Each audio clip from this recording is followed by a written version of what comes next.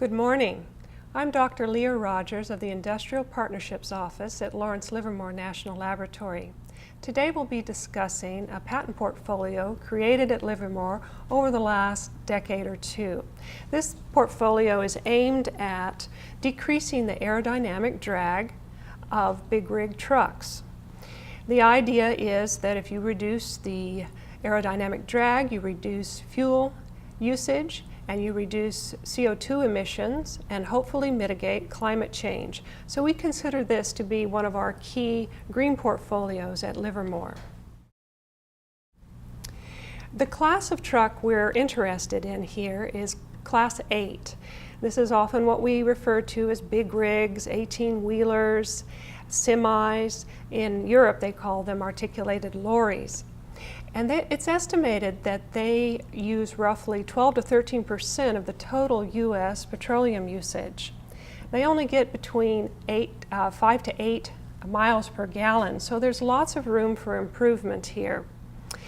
Even if we only made 1% improvement in fuel economy, it's estimated that we would save 3 million tons of CO2 going into the atmosphere. And if you think about the problem, you basically have moving a box through space. So sometimes there's a tanker, that could be a cylinder if you're moving pressurized gas or milk, but the problem is basically moving a box down the road. And a lot of you have been on the road lately. You've seen lots of new ideas are happening in terms of fairings on the trailer, on the tractor itself. And you may even have seen skirts along the base of the truck. And there's a whole lot more that can be done. And this is an important part of the DOE mission. Now, I wanted to show you the Swiss designer, Luigi Kalani. He believes that he can save up to 50% on fuel efficiency by just aerodynamics alone. Now, he's worked with Siemens and Mercedes-Benz to build these, and they're beautiful, futuristic machines. The problem is that they cost over $1 million to build. And if you look at in this country, people are used to spending on the order of $100,000 to $150,000 for a truck. So that's roughly an order of magnitude more expensive. So if you trade off whether to have one really sleek machine or 10 pretty good machines that you could somehow improve, most people are looking at having the 10 machines. So let's look at what we can do for those 10 machines. When we look at the markets, people are assuming that one of the quickest ways to make impact for such disruptive technology would be if you already have the manufactured truck, people would be willing to spend a certain amount of money to improve it. And that's the aftermarket market. And that has been estimated to be on the order of $12 billion last year. One commercial measure of success would be that these devices would pay for themselves within a year or two. And you can imagine people are probably not going to want to spend much more than 10% of what they spent on the truck to improve it. So you want something between perhaps $100,000 to $10,000. This could be perfect regime for a startup to focus on one or two such devices that would really improve fuel efficiency. Now, what has Livermore dreamed up and tested and decided would be worth patenting as really useful? Our patent portfolio has about a dozen ideas in it. They include underbody fairings, wheel fairings, trailer skirts, boat tail plates, gap plates, and even vortex fans.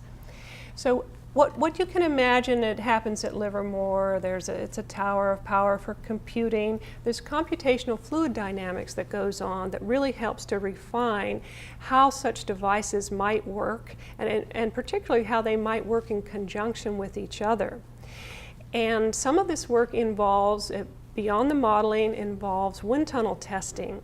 And they're partners with a DOE consortium and commercial partners that they not only look at testing devices created at Livermore, but those that have originated elsewhere. And I want to tell you just a little bit about one such test.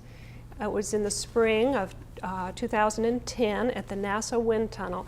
I don't know if you can see on this slide, but the NASA wind tunnel is the largest in the world by many measures. If you look at the intake area in the slide there, it's on the order of a football field.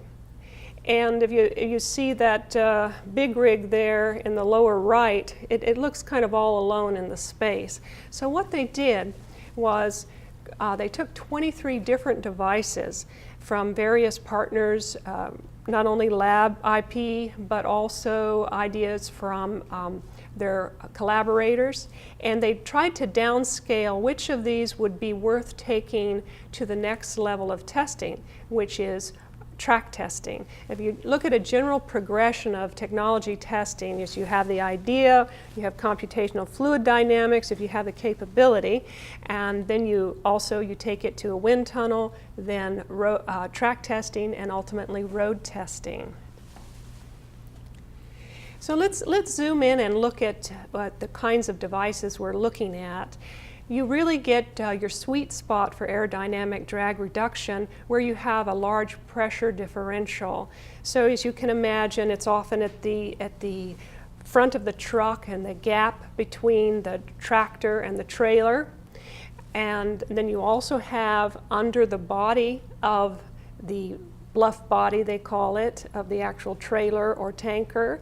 And what a lot of people don't think about is the possibilities for at the base, at the end of the vehicle. And that's where some of these boat tails and vortex fans ideas come into play. So the basic DOE mission is to reduce the aerodynamic drag by 25%. And at Livermore, researchers believe they're awfully close to this. In combination, many of their ideas are estimated to be already on the order of 17% reduction in drag. And the idea is to get as many of these ideas out there in commercial use, being used in combination with each other.